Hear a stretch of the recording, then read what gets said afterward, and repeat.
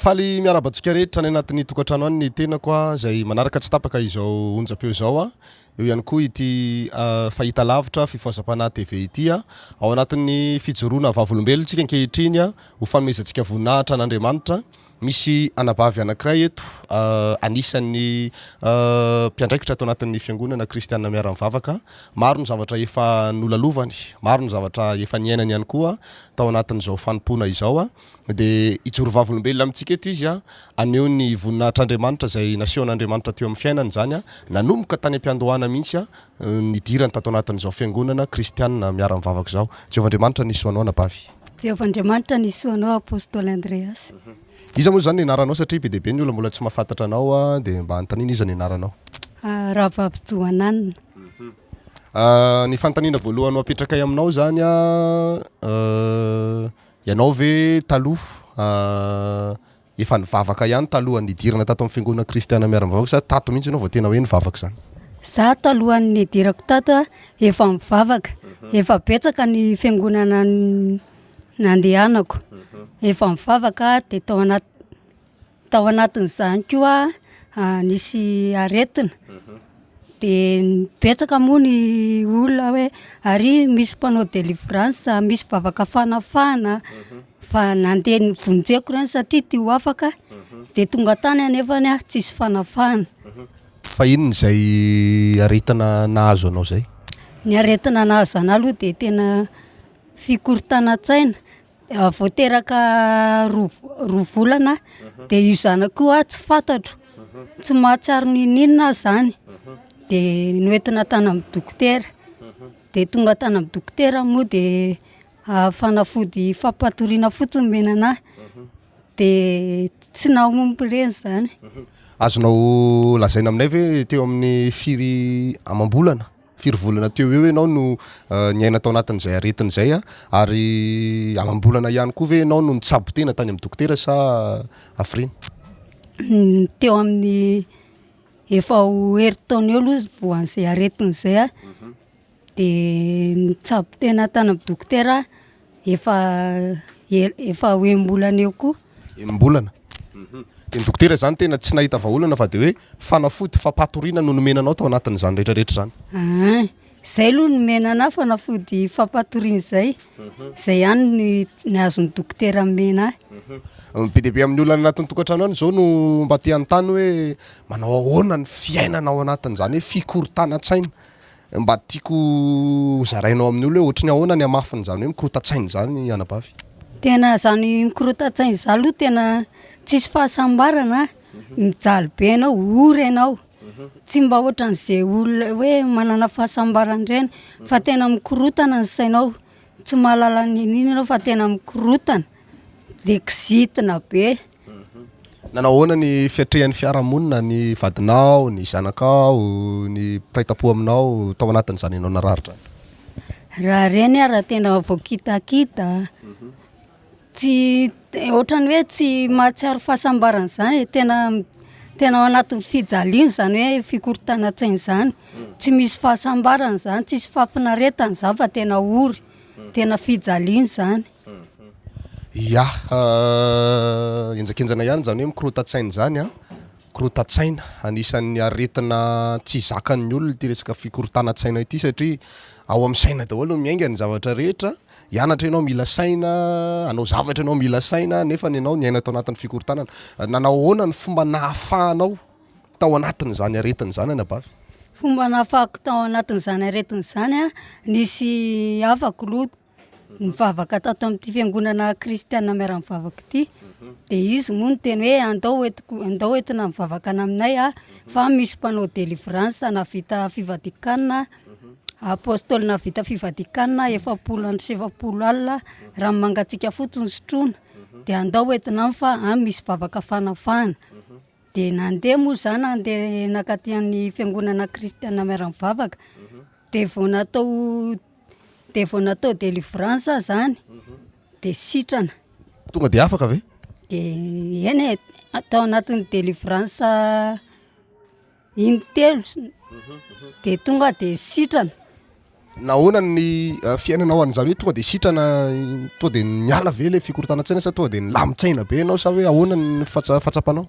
Tamin'ny voalohany aloha miala tsikelikely miala tsikelikely fa ao anatin'ny fahatelony an'izay anao tena hoe hita hoe milamina tena niala satria Andriamanitra efa niditra tsehatra. Andriamanitra tompon'ny fanasitranana de atoko moa fiangonana fahamarinana sy fahamasinana de vao nandeha tato hoe misy vavaka fanafana de tonga de afaka tanteraka satria Andriamanitra mpanafaka. De ono ianao ve tao anatin'izay anao narary zay ny vadinao, ny zanakao, ny ataoko hoe ny rafozanao, ireo fianakavianao rehetrarehetra sy ny fianakavian'ny vadinao nanaiky ny nandehananao nandeha nivavaka taty amin'ny kristiana miara-mivavaka ve izy tao anatiny ianao narary zany sa ianao rery no nandeha niala tany an-trano de niaraka tamin'le havanao tsy haiko anankiray sa anankifiry no nitondranao? Nanaiky izy ka ary zareo reo ara nandeha talohako taty. Zany hoe zareo no nivavaka talohanao taty? Zareo mivavaka alohako taty reo vady reo rafozako de ny zanako. Izy mivavaka alohako taty de izy nitarika anahy. Nanaiky izy de faly ry zareo. Saorana n'Andriamanitra zany herintaona ry havana malalo amin'ny tompo niaina tao anatina fikorontanan-tsaina teraka roa volana izy na ny zanany naterany ary tsy fantany intsony nony amin'izay fikorontanan-tsaina izay anisan'ny tena mafy zany tsy te hapetraka ny toerantsika tsy te hapetraka atsika amin'ny toeran'ny anabavy fa tena mafy zany fa noho ny fahasoavan'Andriamanitra teo ihany koa ny firaisapo firaisan-tsainan'ny fianakaviany izay nanentana azy manokana mihitsy tao anatin'izany tonga nivavaka tetỳ amin'ny kristianina miara-mivavaka ary napriska azy araka an'izay niteneniny teo zay de sitrana moa zany ny anabavy amin'izao ora sy fotoana izao. Nanao ahoana rehefa niditra tao anatin'ny fanompona ianao inona ny zavatra tsapanao manokana niova teo amin'ny fiainanao zany? Efa niditra tao amin'ny fanompona moa de zavatra tsapako niova hoe tena niova amin'ny fiainako satria lasa nanao asan'Andriamanitra, lasa mpendraikitra, lasa mpandohalika de mahafinaritra tena.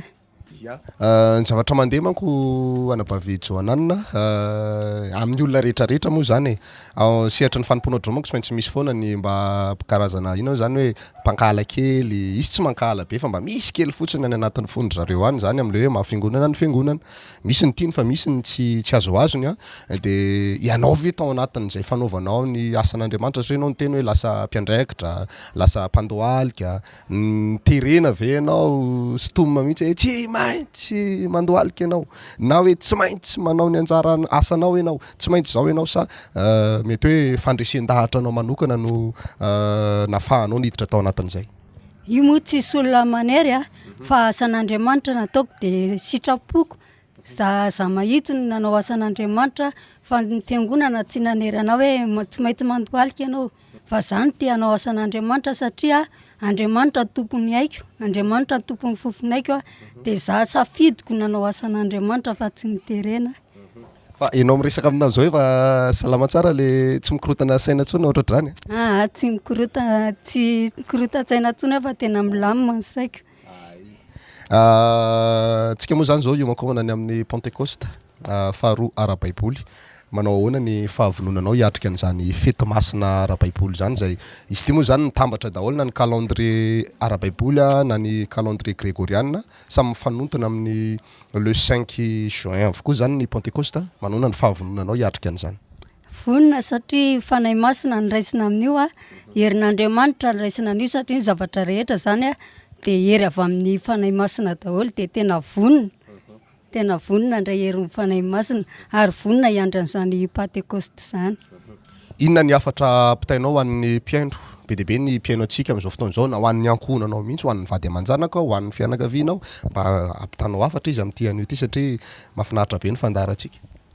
Manentana anareo na ny vady aman-janako na ny fianakaviako aza de hoe faly manenjika fotsiny fa tongava aty amin'ny kristianina miara-mivavaka fa ato zany ny tena misy hoe fahamarinana sy fahamasinana de amin'izao Pentecoste zao tongava nareo mijery an'izany hoe herin'Andriamanitra tena hitanareo mivatana tena hitanareo mivatana hoe zany ny herin'Andriamanitra tamin'ity fiangonana kristianina miara-mivavaka ty satria ato zany fahamarinana sy fahamasinana mpanompon'Andriamanitra ato de feno fahamasinana daholo de manentana anareo zany mba ho tonga hanatrika an'izany Pentecoste zany.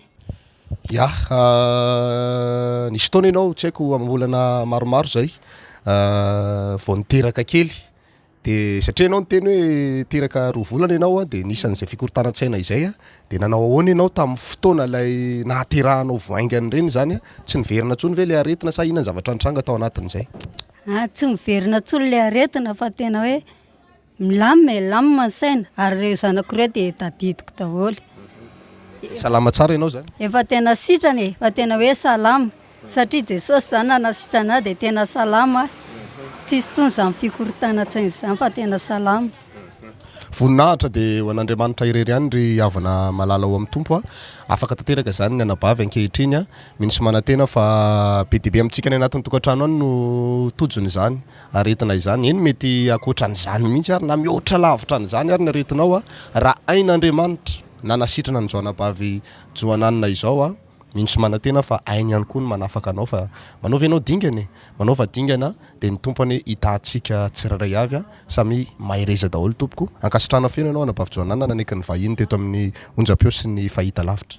Ie de misaotra betsaka nareo zay neno anahy tananato ny tokantrano a de Jehovah-Andriamanitra moa no mena voninahitra an'izany satria izy nanasitrana de samy tahiny Jesosy daholo tompoko. Mahereza tompoko.